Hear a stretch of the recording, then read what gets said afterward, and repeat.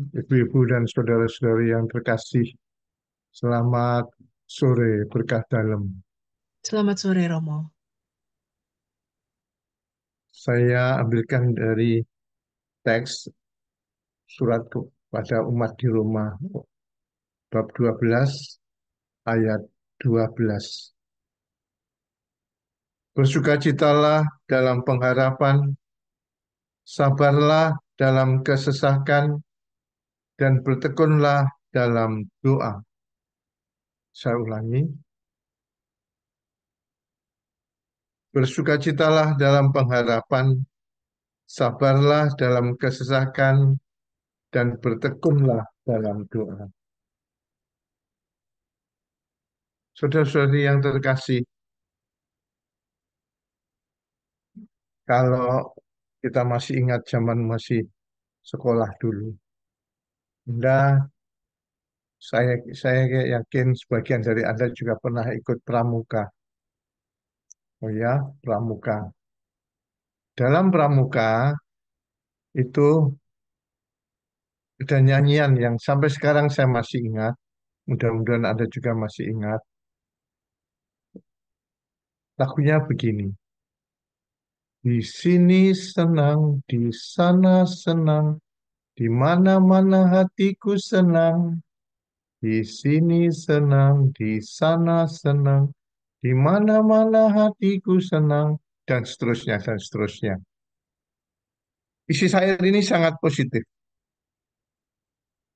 sangat positif. Mengapa? Iya, karena menyerukan ajakan untuk gembira. Menyerukan ajakan untuk gembira. Kita tahu banyak manfaat untuk hati yang gembira. Kegembiraan itu menjadi sangat positif. Gembira itu dikatakan bahkan dalam Amsal bab 17 ayat 22. Jadi dikatakan bahwa hati yang gembira adalah obat yang manjur. Hati yang gembira adalah obat yang manjur. Juga pikiran lebih menjadi tenang ketika hati kita gembira. Dan ekspresi yang lain dari orang gembira adalah senyuman. Senyuman itu buah dari sukacita. Senyum adalah buah sukacita.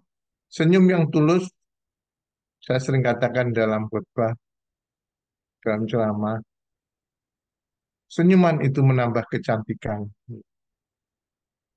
Orang yang sudah cantik tetapi murah senyum, dia menjadi tambah cantik. Orang yang agak cantik, tapi karena dia murah senyum, maka dia menjadi naik menjadi satu, menjadi cantik. Orang yang kurang cantik, tetapi dia murah senyum, dia menjadi naik menjadi agak cantik. Sementara orang yang jelek, gitu ya, tapi meskipun jelek dia masih murah senyum. Ya jeleknya tidak jelek-jelek amat lah.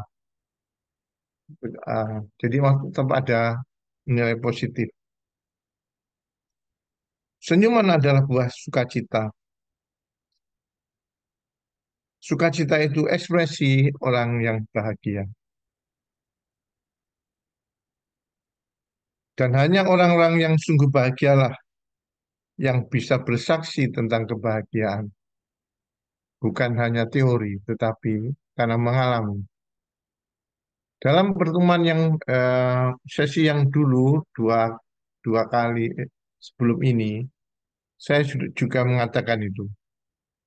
Banyak orang yang sungguh bahagia yang bisa bersaksi dan memberikan kebahagiaannya. Kan hanya orang yang punya yang bisa memberi. Yang tidak punya tidak bisa memberi. Waktu itu saya katakan, kalau kita punya air, kita bisa beri orang air. Kalau kita punya uang, kita bisa beri orang uang. Kalau kita punya makanan, kita bisa memberi orang makanan. Sama dengan itu, kalau kita punya kebahagiaan, maka kita bisa memberi kebahagiaan dan membuat bahagia orang-orang di sekitar kita. Kenapa? Karena kita beri, kita punya. Kalau orang tidak bahagia, maka dimanapun pergi, dengan siapapun dia bertemu, maka yang dia bagikan adalah ketidakbahagiaan. Kita tidak bisa membagikan kebahagiaan karena tidak punya. Tapi kalau kita punya hidup pengalaman hidup bahagia dan sungguh bahagia, maka kita akan bisa membuat orang-orang di sekitar kita menerima kebahagiaan kita itu dan mereka menjadi bahagia. Saudara-saudara terkasih, kegembiraan dan sukacita itu bisa menjadi sebuah kesaksian yang nyata, bisa memberikan kesaksian yang nyata tentang kebahagiaan melalui hidup kita. Kesaksian yang kita berikan adalah kesaksian tentang kebahagiaan. Nah, bersukacita itu juga karena iman. Iman itu membuat kita memiliki pengharapan. Semakin besar iman seseorang, semakin teguh dia dalam berharap. Iman itu membuat kita juga yakin percaya bahwa kurang satu detik pun jika Tuhan menghendaki semua akan berubah, semuanya sungguh akan berubah. Kurang satu detik pun. Dari sebagian dari Anda atau mungkin Anda semua, waktu Bapak Paus datang mungkin pergi ke Jakarta. Saya bersama beberapa romo berangkat ke Jakarta. Dan masih ingat waktu itu cuaca mau cuaca mulai mendung dan mulai hujan rintik-rintik. Lalu pembawa acara atas saran lo Bapak Uskup itu mengajak kita semua untuk berdoa Bapak Salam Maria 10 kali. Kalau yang ikut pasti akan ingat itu. Nah, saya bersama tiga romo, eh, dua romo yang lain jadi bertiga dengan saya. Ketika kita sudah berdoa,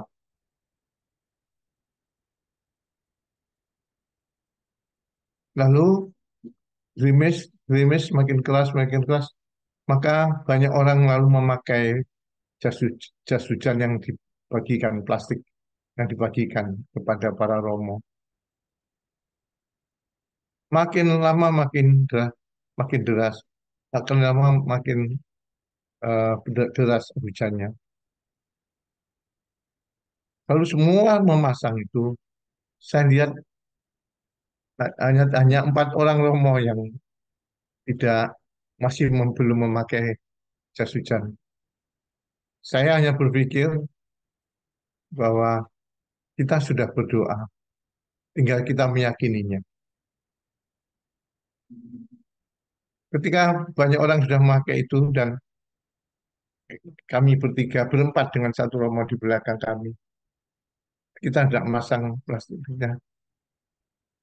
Apa yang terjadi? Beberapa teman mengatakan, ayo bisa pakai aja, pakai aja. Tidak, tenang saja. Karena saya berpikir plastiknya juga mau saya bawa pulang supaya tetap terlipat baik untuk kenang-kenangan. Apa yang terjadi? Hujan reda, tidak jadi hujan. Saya percaya itu bahwa doa sekian banyak orang yang berkumpul dengan 10 salam Maria, Tuhan dengarkan. Dan itu sangat indah bagi saya, bagi kami. Karena apa? Karena percaya bahwa Tuhan mendengarkan doa.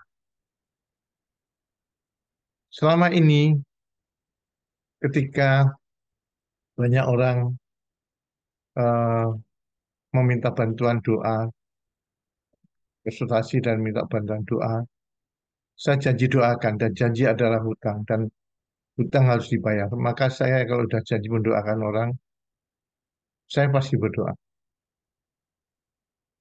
Dan mengapa saya terus mau mendoakan?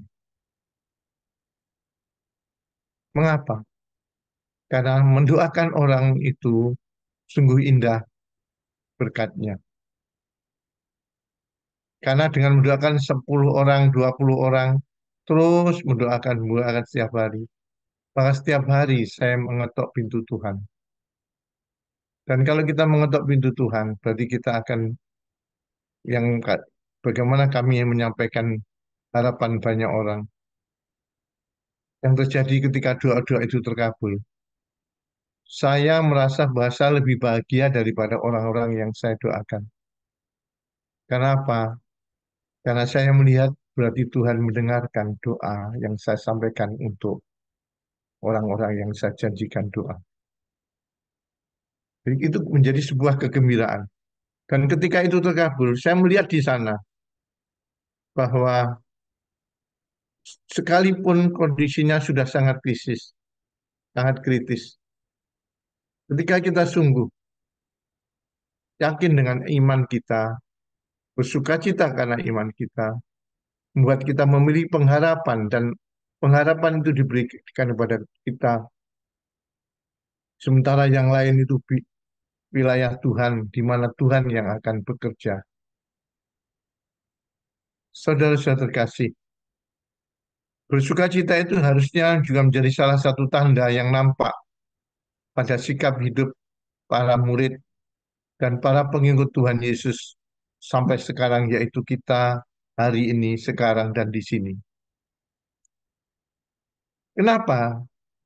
Kalau kita orang-orang pengikut Kristus harusnya bahagia, harusnya ramah, ekspresi kegembiraan itu harusnya menjadi cap bahwa oh ini orang Kristen.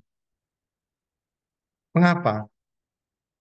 Iya, sukacita itu harusnya menjadi salah satu tanda yang nampak pada sikap kita sebagai orang-orang Kristen karena kita telah dibaptis.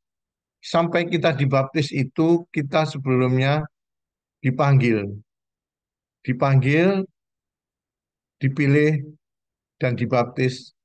Dan ketika kita dibaptis, kita diberi kekudusan oleh Tuhan menjadi anak-anak Tuhan.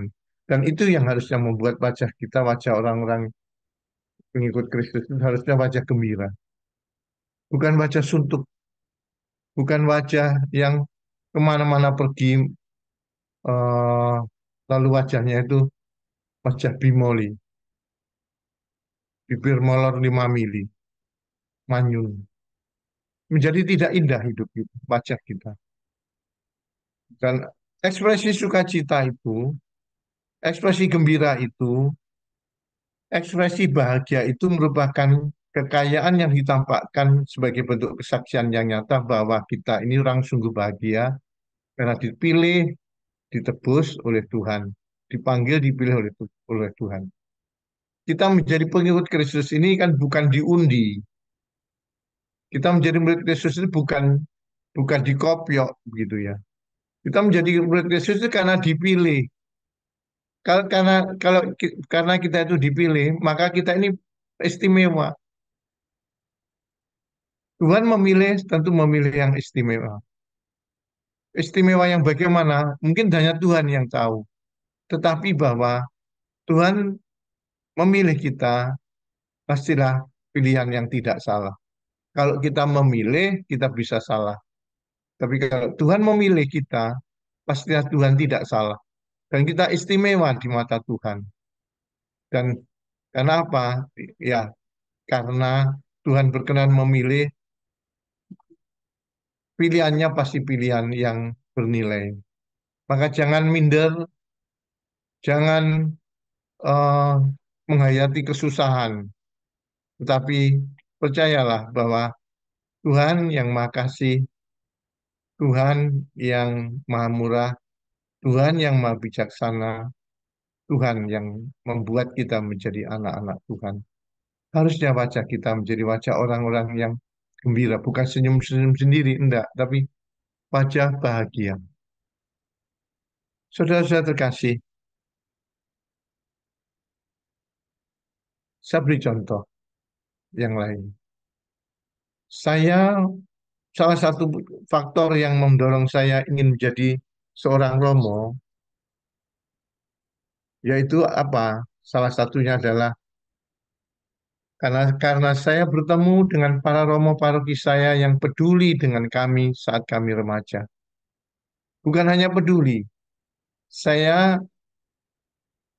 melihat Romo-Romo waktu itu adalah Romo-Romo yang ramah, yang sabar, yang sungguh memperhatikan kami.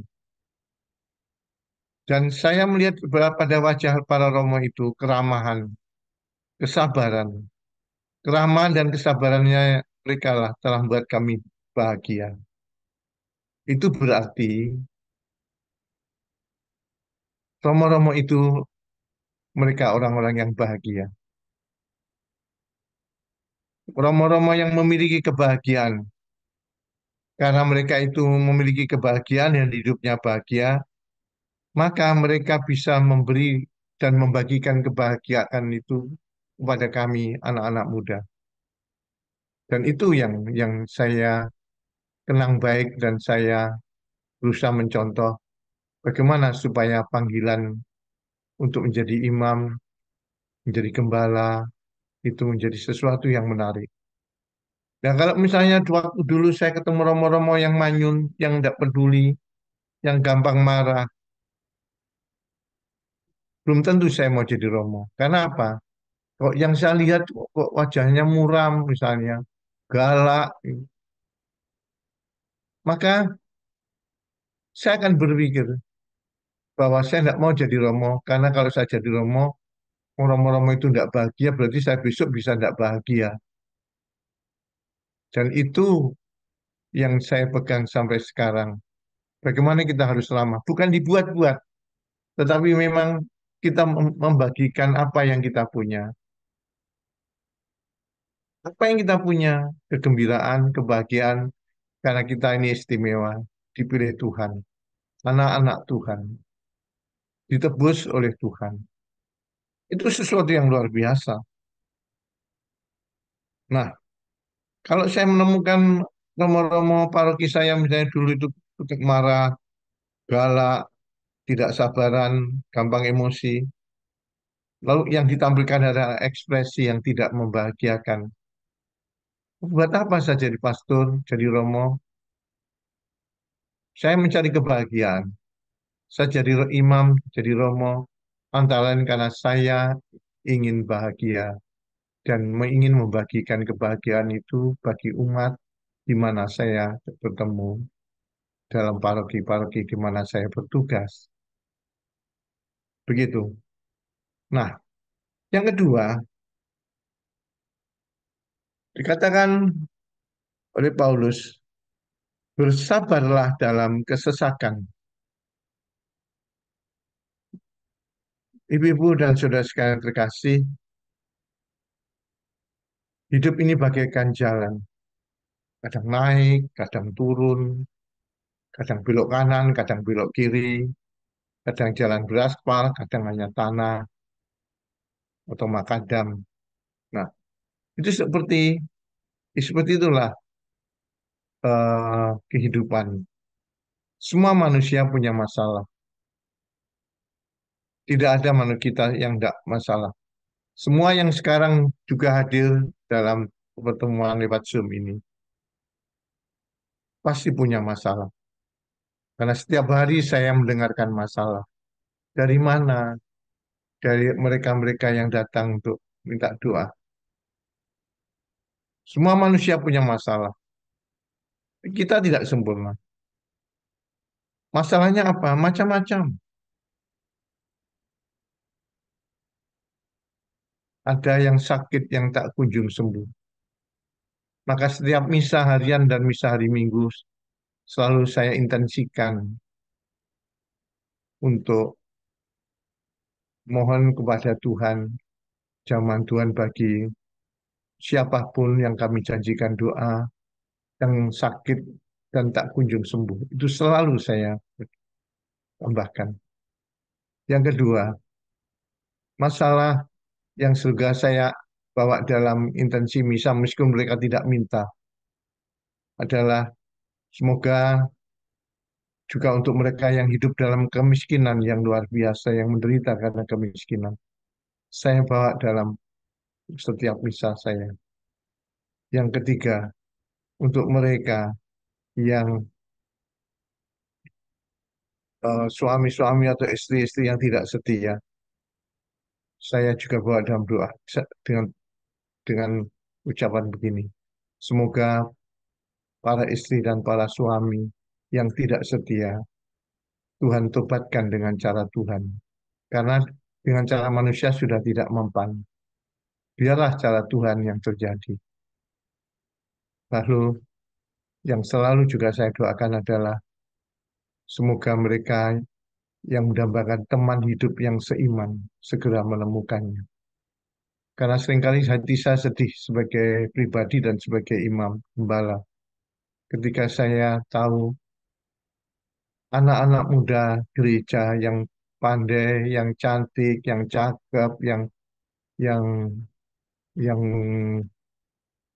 aktif, tiba-tiba karena pernikahan mereka meninggalkan Tuhan, meninggalkan Yesus. Maka selalu dan selalu kalau saya bertemu dengan kelompok anak-anak muda, beberapa atau banyak atau sebagian, selalu saya bilang begini, anak-anak ingat kata-kata Romo ini ya, dan sungguh ingat dan tolong jalankan. Apa Romo? Satu kata, satu kalimat, satu ungkapan yang akan kalian ingat seumur hidupmu. Iya ya, apa Romo? Jangan pernah. Jadi yang pertama itu jangan pernah meninggalkan Yesus, melepaskan Yesus demi Yesi. Yang kedua, jangan pernah meninggalkan Kristus demi Kristanto atau Kristanti atau Kristin. Dua hal ini yang selalu saya sampaikan pada mereka. Karena domba-domba gereja harus diingatkan, dijaga, dilindungi, dan ditumbuhkan imannya. Tapi kalimat-kalimat pendek begitu saya berikan pada mereka karena sudah banyak domba-domba gereja yang hilang. Saudara-saudara terkasih, yang saya doakan juga dalam setiap misa adalah untuk mereka yang sedang terlilit hutang yang susah sekali untuk bisa membayarnya. Kan itu konkret, konkret. Bagaimana orang berputus asa karena tidak mampu membayar hutang-hutangnya. Dan ini manusiawi sekali. Juga eh, juga untuk rumah tangga yang sedang dalam diambang perceraian. Itu saya doakan karena apa? Kalau 10 rumah tangga pecah, kalau satu orang satu keluarga itu ada anaknya dua katakanlah, maka tinggal mengkalikan 10 pasang itu berarti 20 anak-anak muda atau 20 anak-anak terguncang kejiwaannya. Saudara-saudara terkasih, intinya begini, tidak ada manusia yang tidak berdosa, tidak ada. Tidak ada manusia yang sempurna, tidak ada. Tetapi karena kerahiman Tuhan, maka semua akan disempurnakan oleh Dia. Kerahiman Tuhan yang sungguh luar biasa untuk menolong mereka-mereka ini. Nah, situasi-situasi seperti itu, mungkin dari Anda yang sedang mendengarkan apa yang saya katakan ini, mungkin sedang mengalami salah satunya.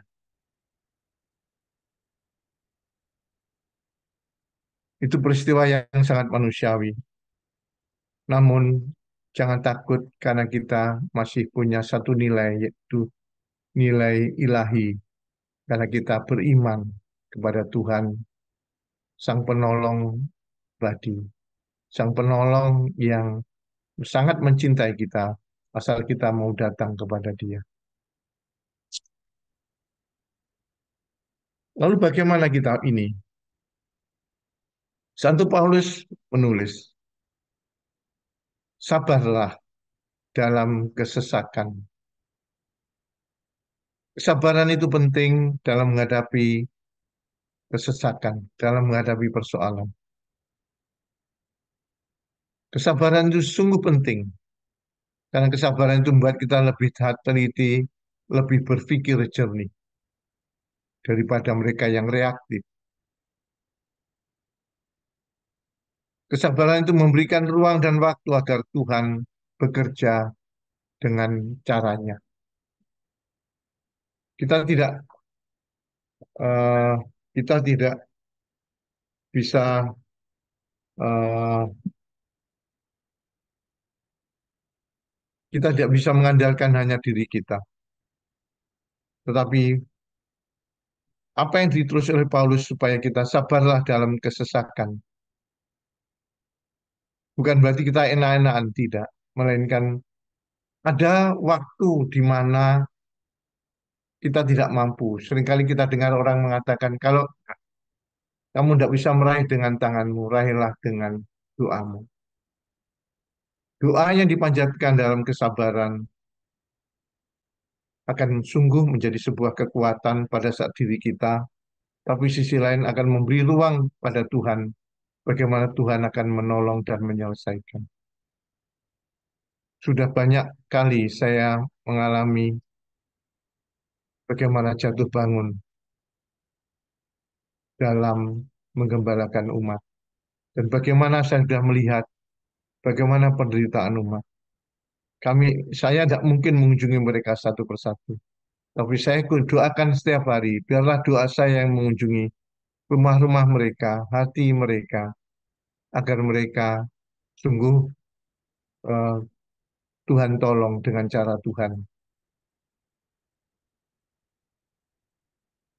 Santo Agustinus mengatakan, sabar itu sahabat kebijaksanaan. Sabar itu sahabat kebijaksanaan. Dan orang yang sabar itu biasanya bijaksana. Karena sebelum dia omong, dia dengar, dia olah, dan baru disampaikan. Yang ketiga, bertekunlah dalam doa. Kita sering mendengar dikatakan doa itu nafas iman. Dan menurut saya benar, doa itu nafas iman. Sangat benar. Pengandian ini sangat benar menurut saya. Karena apa? Kalau diibaratkan nafas iman, bagikan nafas, maka kalau kita susah bernapas, lalu kita eh, orang kalau susah bernapas jadi sesak. Nah, kalau sesak dibiarkan mau bisa mati. Maka kalau doa itu nafas iman, itu berarti kita harus terus bernapas dengan doa-doa kita itu. Agar iman kita tidak mati, iman kita terus bertumbuh, berkembang. Dalam bahasa Jawa dikatakan begini,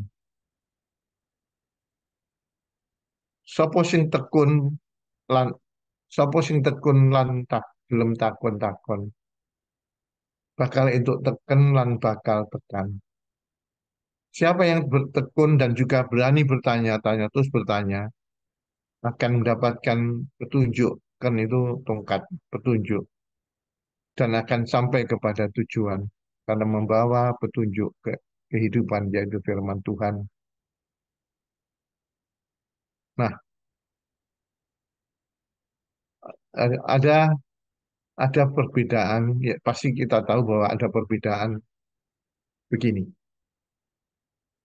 Apa bedanya doa dan apa bedanya doa dengan dosa? Perbedaannya adalah begini. Doa itu doa itu mendekatkan kita kepada Tuhan. Doa itu mendekatkan kita dengan Tuhan. Maka sering berdoa itu berarti dia sering menyapa Tuhan. Sering menyapa, sering mengunjungi, sering eh, mengungkapkan. Itu artinya bahwa dia akan makin dekat dalam relasinya dengan Tuhan. Jadi doa itu mendekatkan kita dengan Tuhan. Kalau dosa itu menjauhkan kita dari Tuhan. Banyak doa dijawab oleh Tuhan, namun juga ada doa-doa yang lama terjawab dan bahkan tidak terkabul. Mengapa? Pasti ada sebabnya. Banyak sebabnya, banyak.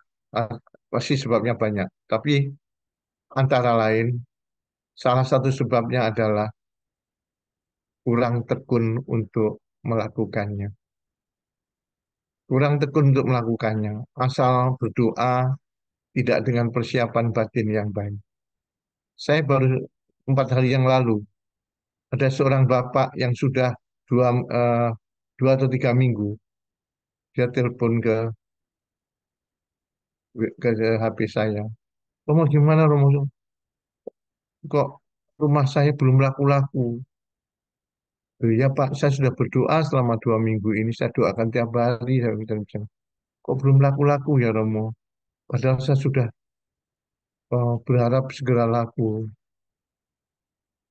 Saya sudah mendoakannya Pak. Kenapa kok tidak terjawab ya?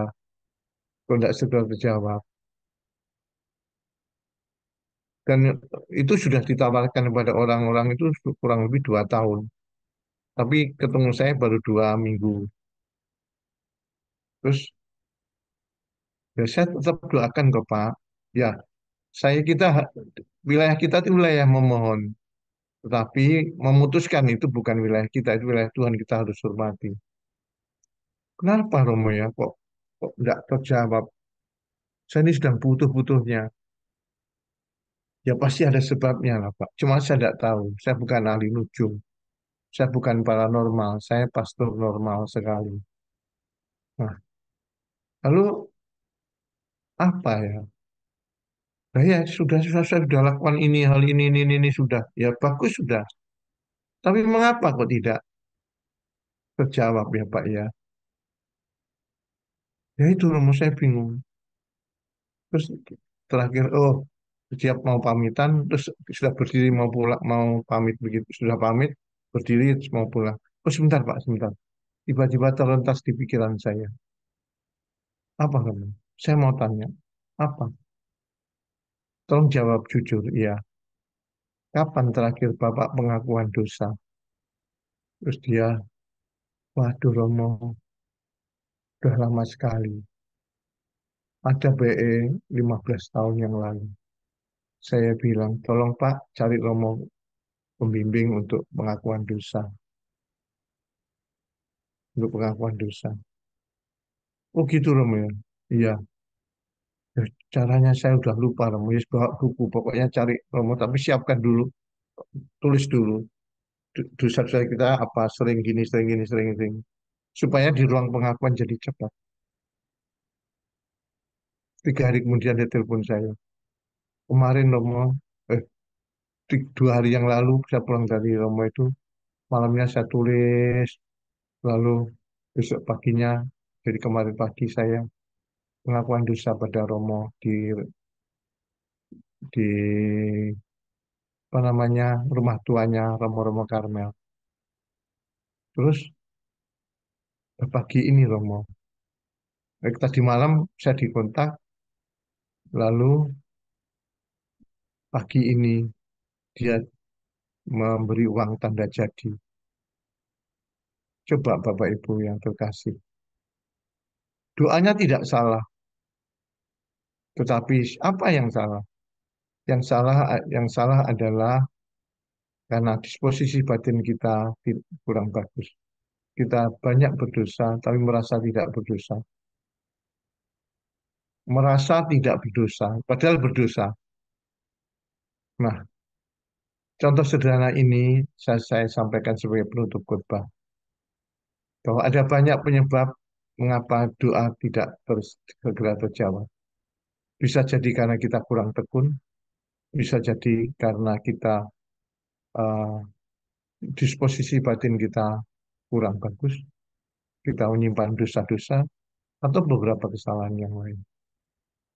Semoga kerahiman Tuhan Yesus menaungi kita dan sungguh membuat hidup kita juga penuh kerahimannya dan kita yang mendapatkan kerahiman Tuhan menjadi orang-orang yang berbahagia dan dengan menjadi orang-orang yang berbahagia kita menjadi saksi-saksi Kristus di hadapan banyak orang bahwa oh hidup dalam Kristus itu membuat hidup kita bahagia. Tuhan Yesus memberkati. Makasih Romo. Sama-sama. Terima kasih Romo. Kita lanjutkan dengan doa penutup dan berkat penutup dari Romo Bonifacius Sudiono.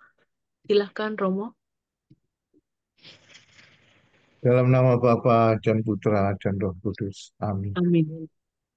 Ya Tuhanku dan Allahku, kami bersyukur kepadamu atas segala berkat yang telah Tuhan berikan sepanjang hidup kami juga hari ini. Dan juga kesempatan untuk bertemu melalui sharing dan Zoom melalui acara hari ini. Kami percaya Tuhan ini bukan sebuah kebetulan, melainkan bagian dari rencana indah Tuhan untuk kami semua. Agar kami juga sungguh menghargai bahwa panggilan kami sebagai murid-murid Tuhan, anak-anak Tuhan, sahabat-sahabat Tuhan dalam gereja yang satu, kudus, katolik, dan apostolik adalah panggilan yang istimewa karena cinta Tuhan, kerahiman yang Tuhan miliki sungguh besar sehingga kita belum boleh mendapatkan kerahiman itu dan menjadi anak-anak Tuhan. Tambahkan rahmat, iman, harapan, dan kasih Tuhan kepada kami semua agar kami mampu merasa bahagia. Tuhan mampukan sungguh bahagia dan memberi kesaksian kebahagiaan itu bagi banyak orang sehingga banyak orang akan melihat kebahagiaan kami yang sungguh-sungguh ada itu menjadi daya tarik untuk banyak orang agar mengikuti panggilan Tuhan untuk menjadi murid-murid Tuhan juga. Kami berdoa ya Tuhan, semoga apa yang boleh kami sampaikan dan apa yang boleh Bapak, Ibu, dan saudara-saudari sekalian terima, sungguh menjadi berkat bagi kami semua.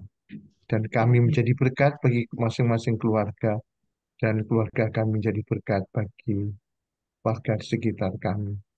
Amin. Demi Kristus Tuhan dan pengantara kami. Amin. Amin. Amin. Tuhan bersamamu dan Dan bersamamu. bersamamu. Semoga saudara sekalian, pekerjaan dan usaha, serta keluarga, serta rencana-rencana baik, cita-cita baik, semuanya disempurnakan oleh berkat Allah yang Maha Kuasa, Bapa dan Putra dan Roh Kudus. Amin. Amin. Terima Terima kasih. kasih Selamat Romo. sore. Ya. Selamat Terima sore. kasih Romo dan para devosan terkasih. Kita dengarkan pengumuman dari PDKI Santo Yakobus. Silakan.